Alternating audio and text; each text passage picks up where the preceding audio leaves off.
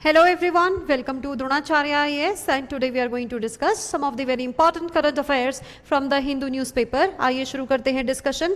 The very first article here you can see is related to the tariff rates in USA. Major setback for Trump as US court blocks the tariff. Very important article, right? You know that 2nd April that is called as Liberation Day. उसके बाद यहाँ पर हमें देखने को मिला कि जो USA की तरफ से tariffs है imports के पर वो बहुत ज़्यादा इंक्रीज कर दिए थे एंड वर्ल्ड वाइड वहाँ पर एक बेस लाइन 10% की इंपोर्ट ड्यूटी लगा दी थी हर एक कंट्री के लिए। लेकिन उसके बाद फिर एक 90 डे का पोज लिया गया है एंड उसमें ये टाइम लाइन इसलिए दी गई है कि जो भी नेशंस हमारे साथ बायलैटरली इंटरेक्ट करना चाहते हैं, नेगोशिएट करना चाहते हैं, वो टेबल पर आए एंड अपनी नेगोशिएटिंग टर्म्स यहाँ पर रखें एंड देन उसके अकॉर्डिंग हम लेटर ऑन जो टैरिफ्स हैं वो कंट्री स्पेसिफिक यहाँ पर डिसाइड करेंगे। अदरवाइज फॉर नाउ 10% जो बेस लाइन है वो सभी कंट्रीज पर लागू अभी भी है।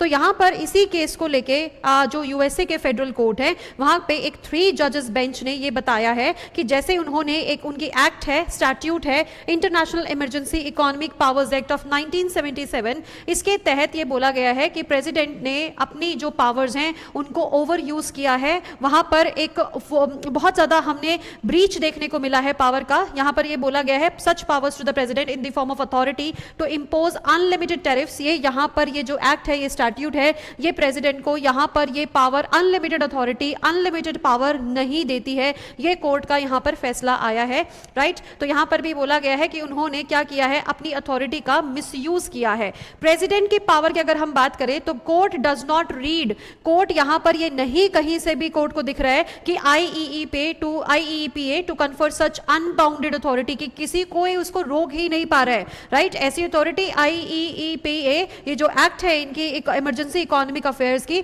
ये यहाँ पर ये अथॉरिटी प्रेसिडेंट को नहीं देती है। सो दैट इज वाई जो भी ये टैरिफ्स रेट इंक्रीज किए गए हैं यहाँ पर हम कोर्ट की तरफ से इसके ऊपर क्या लगाते हैं, बैन लगाते हैं, इसके ऊपर रोक लगाते हैं।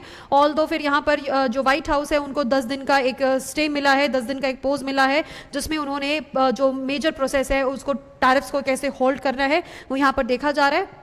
बट व्हाइट हाउस की तरफ से ये भी बोला गया है कि जो प्रेसिडेंट हैं उनका सपना है America first and we want to make America great again. America को अगेन द ग्रेटेस्ट पावर बनाने के लिए जो हमारा ट्रेड डेफिसिट चल रहा है बहुत सारी कंट्रीज के साथ, उसको रोकना चाहिए, उसको रोकना पड़ेगा एंड उसके लिए हम अपनी हर जो पॉसिबल कोशिश है वो करेंगे। This was said by the spokes person of the white house, right. तो यहाँ पर यही चीज हमें देखने को मिल रही है कि अब दोबारा से उसके ऊपर क्या लगाई जाएगी, एक अपील फाइल की जाएगी, अपील डाली जाएगी जो भी ये रूलिंग आई है एंड व्हाइट हाउस की तरफ से कहना है कि वी आर श्योर कि जो यहाँ पर ये अपील डालेंगे तो रूलिंग को ओवरटर्न किया जाएगा एंड जो इससे पहले डिसीजन लिया गया है यूएस ट्रम्प एडमिनिस्ट्रेशन की तरफ से तो वो वहीं के वहीं ये जो टैरिफ्स हैं उसी तरीके से कंटिन्यूड रहेंगे, राइट।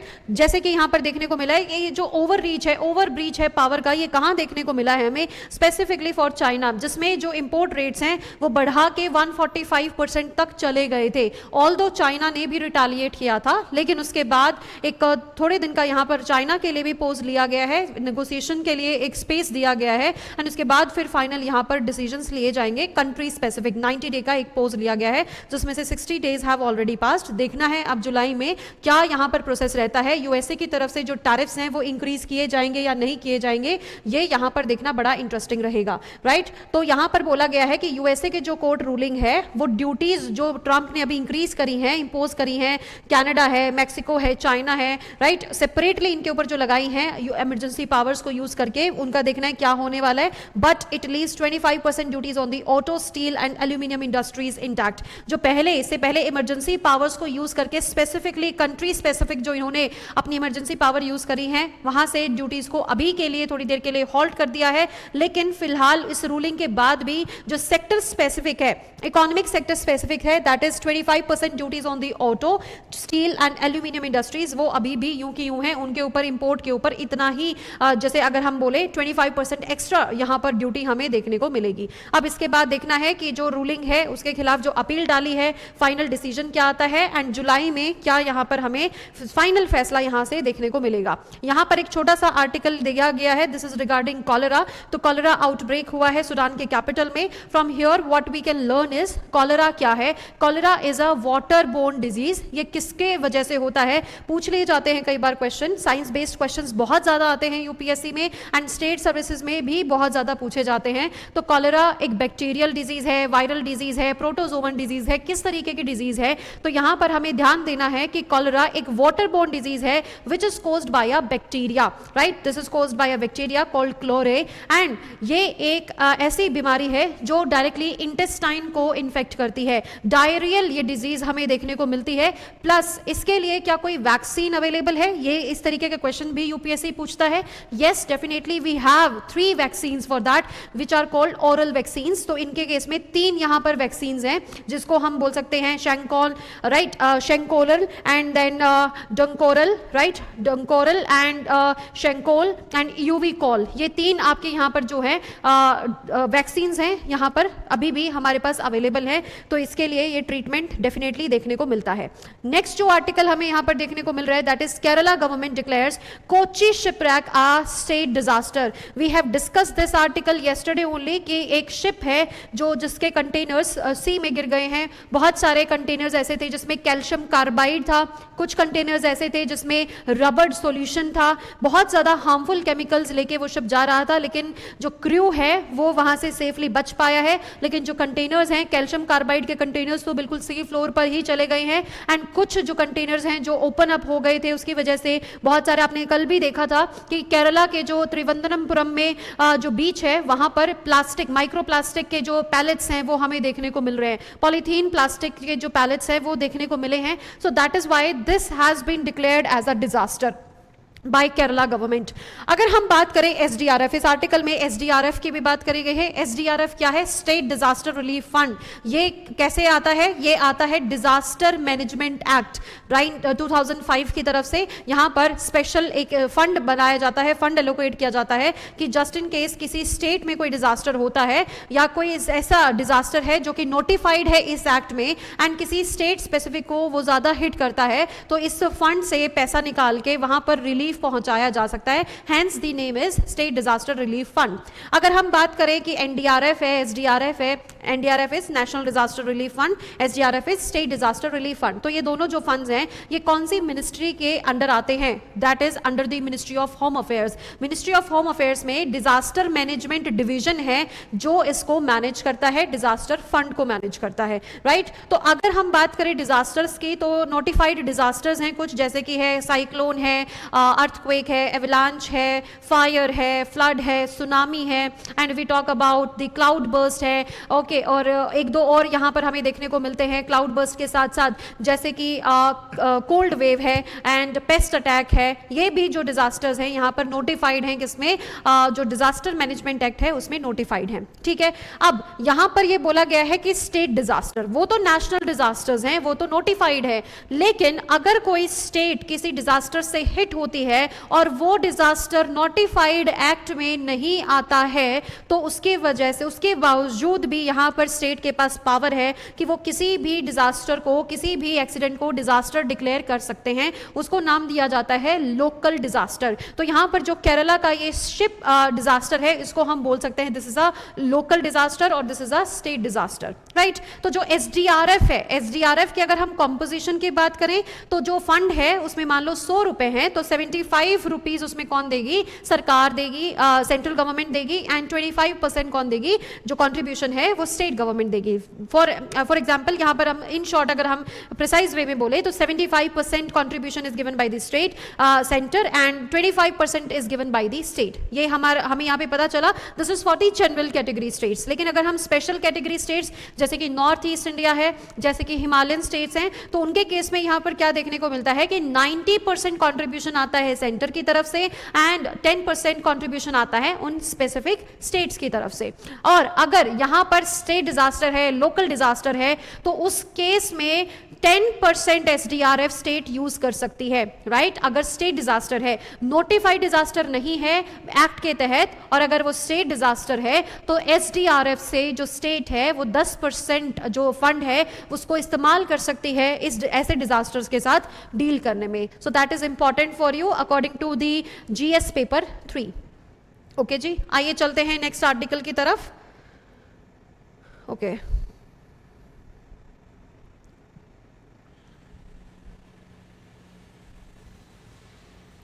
just a second.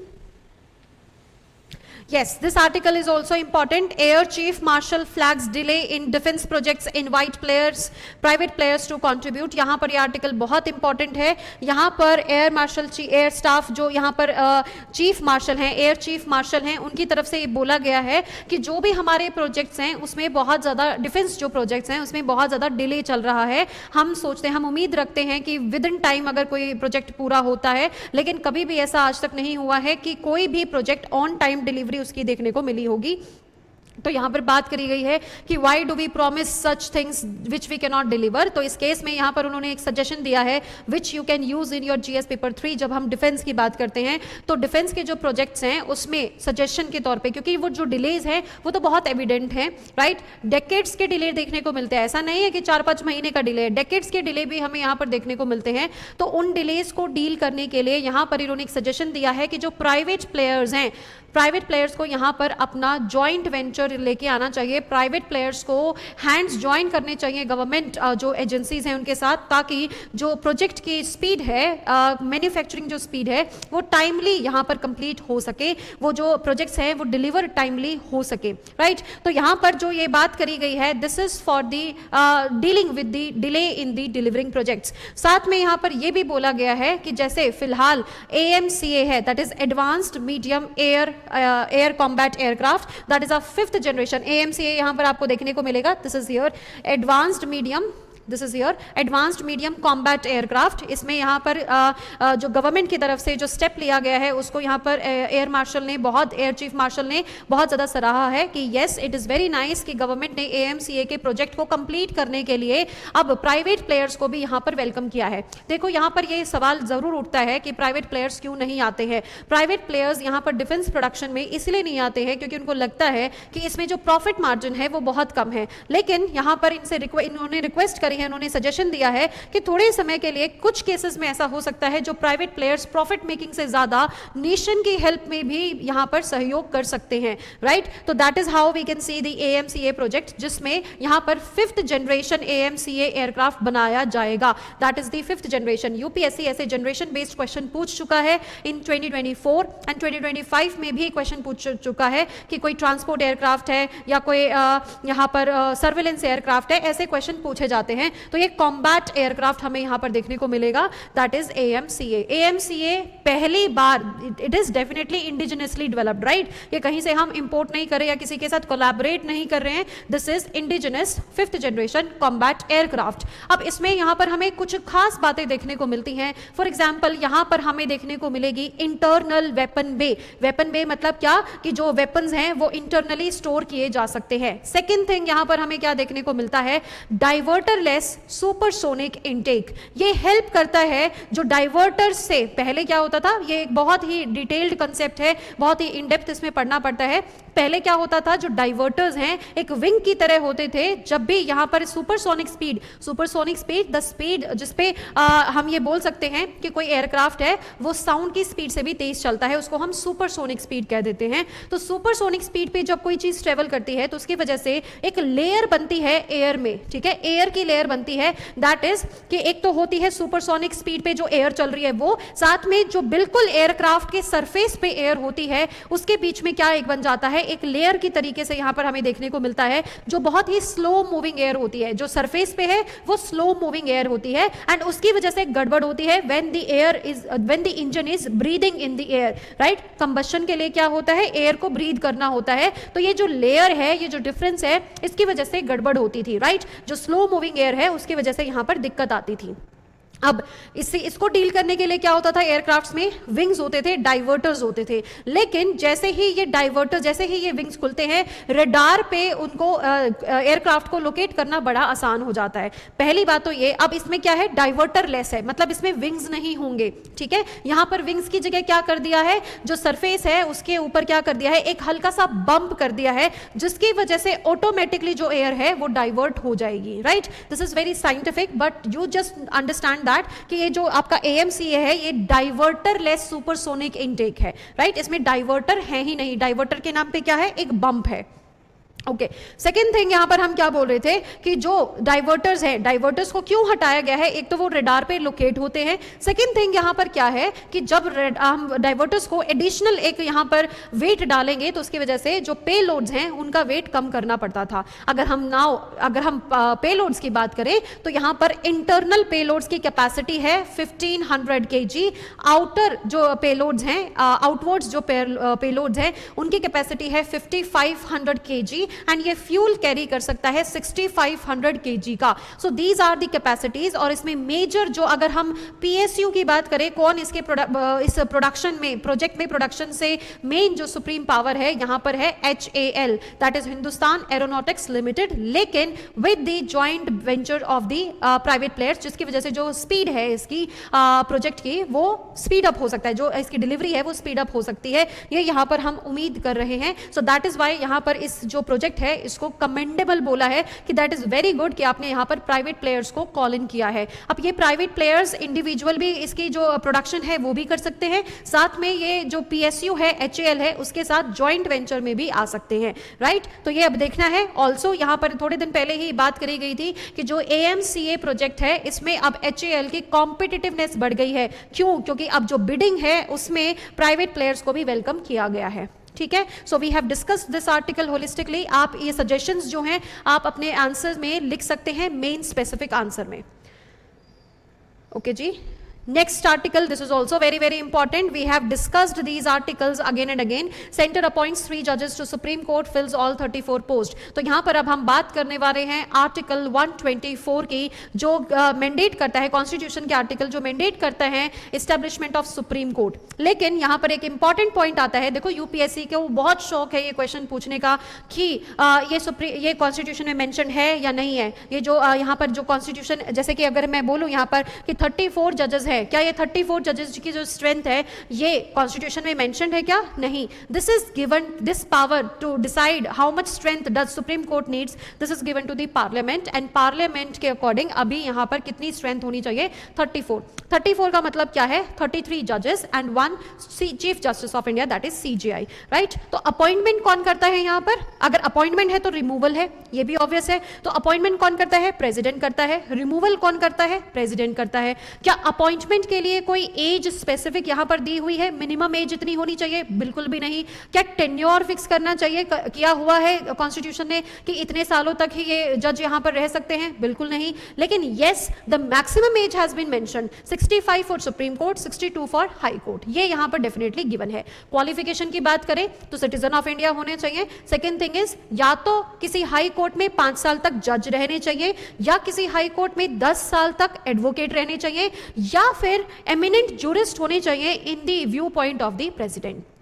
ये यहां पे हमें क्वालिफिकेशन देखने को मिलती है, राइट। तो यहां पर अगर एज के स्पेसिफिक भी अगर कोई सवाल उठता है तो उसके ऊपर पार्लियामेंट ही डिसाइड करेगी। ओके, अगर हम यहां पर बात करें रिमूवल प्रोसेस की, क्या रिमूवल के लिए कोई ग्राउंड दिया हुआ है? यस, कॉन्स्टिट्यूशन में 2 ग्राउंड स्पेसिफाई किए हुए हैं, that is on the basis of incapacity और प्रूव्ड मिसबिहेवियर। लेकिन constitution does not specify the process specify नहीं करता है। प्रोसेस के लिए स्पेशल जजेस इंक्वायरी एक्ट यहां पर हमारे पास है, जिसमें डिटेल्ड प्रोसेस दिया हुआ है। अगर हम उस प्रोसेस की बात करें तो सबसे पहला जो प्रोसेस है यहां पर कि एक जो मोशन है वो पुट फॉरवर्ड किया जाएगा, उसको 100, अगर ये लोकसभा में इंट्रोड्यूस हो रहा है तो 100 मेंबर्स लोकसभा को इसको बस चलाने के लिए ही, स्पीकर के पास भेजने के लिए ही इसमें 100 मेंबर्स का साइन होना चाहिए, MPs का साइन होना चाहिए। अगर राज्यसभा में प्रपोज हुआ है तो 50 मेंबर्स का होना चाहिए। देन इसके बाद अब जो हेड ऑफ द हाउस है, that is supreme Lok Sabha and Rajya Sabha यहाँ पर रिस्पेक्टिव अगर हम बात करें, जैसे स्पीकर के पास, अगर हम लोकसभा की बात करें, स्पीकर के पास ये पावर होती है कि वो उसको एक्सेप्ट भी कर सकते हैं, रिजेक्ट भी कर सकते हैं। जस्ट इन केस अगर वो आपका एक्सेप्ट हो गया वो मोशन, तो उसके बाद यहाँ पर क्या प्रोसेस अपनाया जाएगा। अगर वो मोशन एक्सेप्ट हो गया है तो उसके बाद एक 3 मेंबर इंक्वायरी कमेटी यहाँ पर बिठाई जाएगी एंड वो इसके ऊपर फिर फाइंडिंग्स देखेगी, ये वो गिल्टी हैं या नहीं है, जो भी उनके ऊपर आरोप लगे हैं वो सही हैं या नहीं है। देन अगर वो गिल्टी पाए जाते हैं, गिल्टी मिलते हैं, तो उसके बाद ये प्रोसेस जो है, ये रेजोल्यूशन है, जो ये मोशन है, ये वोटिंग के लिए जाएगा एंड उसमें चाहिए एब्सोल्यूट मेजॉरिटी, राइट। एब्सोल्यूट यहाँ पर, सॉरी, स्पेशल मेजॉरिटी यहाँ पर चाहिए। स्पेशल मेजॉरिटी के वजह, स्पेशल मेजॉरिटी दोनों हाउसेस में, तो जब स्पेशल मेजॉरिटी से अगर वो बिल पास हो जाता है, अगर वो मोशन पास हो जाता है, उसको हम बोल देंगे resolution. And now according to that process अब यहाँ पर प्रेसिडेंट उनको क्या करेंगे, रिमूव कर सकते हैं। तो सवाल ये उठता है कि आज तक इंडिया में कभी भी इस प्रोसेस के थ्रू कोई रिमूव किया जा सका है? नो जज has been ever removed by this process, right. So we have discuss this article also holistically. तो यहाँ पर हमने बात करी है about the appointment, about the removal and about the strength of the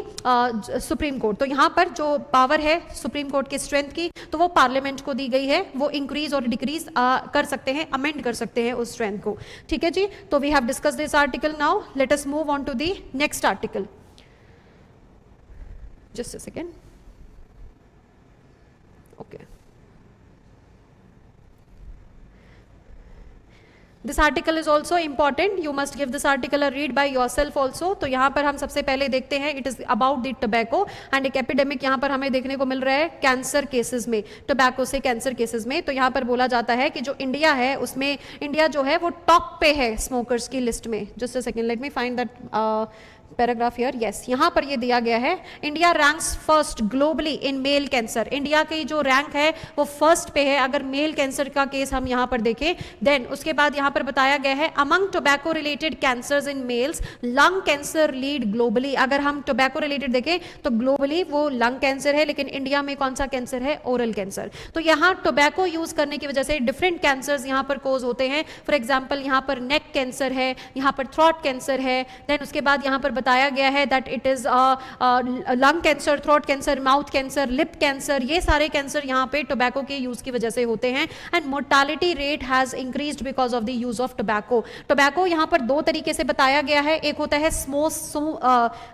एक होता है स्मोकलेस टोबैको, एक दूसरा होता है स्मोक्ड टोमेटो। तो स्मोक्ड टोबैको, राइट। तो यहाँ पर स्मोकलेस जो टोबैको है दैट इज सीन इन दी सैशेज, तो जो टोबैको है जिसको च्यू किया जाता है। एंड दूसरा is smoked tobacco that is in the cases of bidi, in the cases of cigarettes, right. तो यहाँ पर इन्हीं केसेस की बात करी गई है कि जो ये यहाँ पर टोबैको यूज है, this is not only health burden. देखो हेल्थ बर्डन तो है, सिग्निफिकेंट हेल्थ बर्डन तो है। यहाँ पर इंडिया जो फेस करता है वो एक ड्यूअल चैलेंज है, सिग्निफिकेंट हेल्थ यहाँ पर एंड इकोनॉमिक बर्डन भी है, राइट। जो यहाँ पर लोग पैसा कमा रहे हैं, जैसे अगर लो इनकम ग्रुप की बात करें तो वो अपना major significant portion of the income वो किस पे स्पेंड करते हैं, टोबैको पे स्पेंड करते हैं। And this is not only for the low income group, also the middle class, right. Middle class में इसको एक सुट्टा ब्रेक, यहाँ पर इस वर्ड को यूज किया गया है इस आर्टिकल में कि सुट्टा ब्रेक की तरह इसको इस्तेमाल किया जाता है for building the connections and for taking a break from the stressed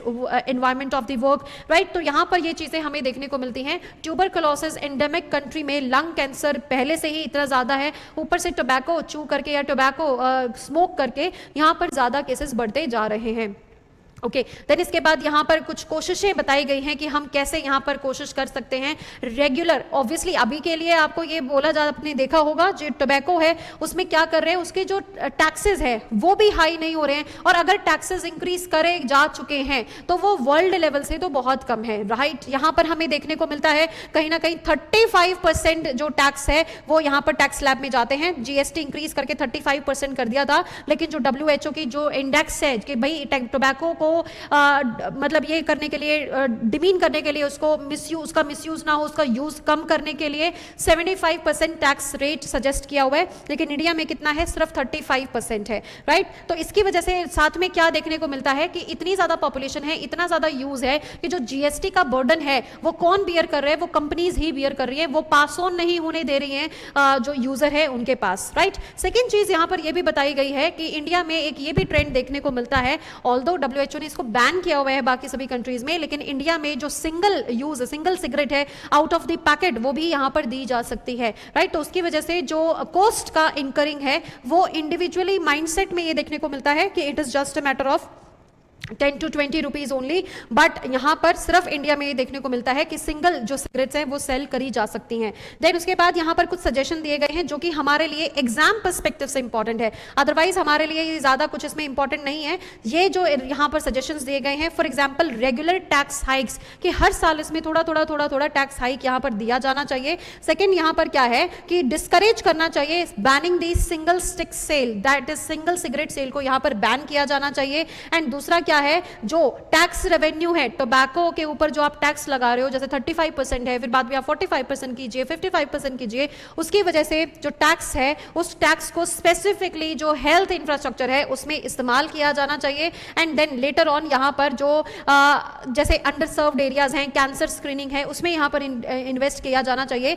then plane packaging को यहाँ पर प्रोमिनेंट हेल्थ डिजास्टर दिखाने में यहाँ पर यूज किया जाना चाहिए। प्लेन पैकेजिंग होनी चाहिए, हेल्थ वार्निंग्स यहाँ पर दी जानी चाहिए। अभी भी हेल्थ वार्निंग्स यहां पर दी जाती हैं, लेकिन और ज्यादा यहां पर इन्फोर्स करना चाहिए ऐसी प्लानिंग को। साथ में यहां पर एक इंपॉर्टेंट पॉइंट दिया गया है कि रोबस्ट इन्फोर्समेंट्स होनी चाहिए। कैसे हो सकता है, रेगुलरली इंस्पेक्ट किया जाना चाहिए और पेनल्टीज लगाई जानी चाहिए। फॉर एग्जांपल यहां पर यह भी बोला गया है कि जैसे जो टी स्टॉल्स होते हैं ऑफिस के पास, उनके पास यहां पर सिगरेट सेलिंग पर बैन होना चाहिए कि वो सिगरेट ना बेचे, दे कैन ओनली सेल दी जो आपका यहां पे टी है, कॉफी है, बस वही सर्व करें। बिकॉज जो अभी ट्रेंड देखने को मिल रहा है आईटी सेक्टर में ज्यादातर देखने को मिल रहा है, कॉर्पोरेट सेक्टर में, कि जैसे ही वो ब्रेक लेने जाते हैं, टी ब्रेक लेते हैं, साथ में they also ask for a single stick cigarette, या तो सिंगल स्टिक को बैन किया जाना चाहिए। सेकंड थिंग यहाँ पर क्या होनी चाहिए कि सिंगल स्टिक बैन करने के बाद साथ में जो टी स्टॉल्स हैं वहां पर भी इसको रेगुलेट किया जाना चाहिए, रेगुलर इंस्पेक्शंस किए जाने चाहिए, right. So that's all in today's discussion.